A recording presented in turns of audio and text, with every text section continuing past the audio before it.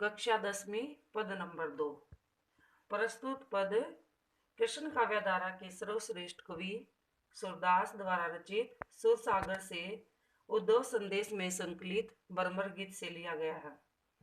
इसमें गोपियां उद्धव से कहती हैं कि हे उद्धव, मन की मन ही मांझ रही, हमारे मन की बातें मन मांझ मतलब में ही रह गई हैं। कही जाई कौन पे उद्धव, नाही परत कही। गोपियां उद्धव से कहते हैं, उद्धव, हमारे जो मन की बातें थी जिन्हें हम श्री कृष्ण को बताना चाहते थे, उन्हें हम ना ही परत कही, वो किसी ना ही परत मतलब पराये से कही जा सकती हैं।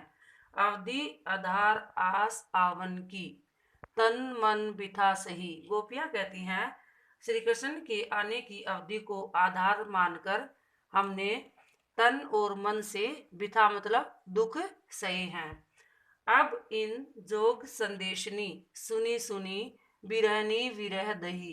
वो कहती हैं श्री कृष्ण ने जो योग रूपी संदेश, जोग मतलब योग, योग रूपी संदेश जो हम लोगों के लिए भेजा है, उसको सुन सुनकर हम विरहनी मतलब वियोगिनी, विरह मतलब वियोग में, दही मतलब जलने लगी हैं।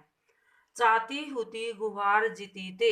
गोपियां कहती हैं हम जहां से इस विरह रूपी अग्नि को बुझाने के लिए गुहार मतलब पुकार लगाना चाहती थी, जीती थे वहीं से उत्ते धार बही, वहीं से योग रूपी धारा बहने लगी है।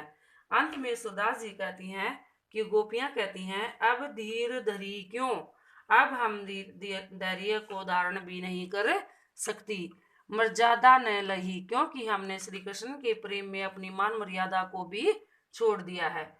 इसमें अवधि, आधार और आस और आवन में बार बार अवर्ण की आवृत्ति के कारण अनुप्रास अलंकार का प्रयोग हुआ है। इसमें न और न वर्ण की आवृत्ति के कारण अनुप्रास अलंकार का प्रयोग,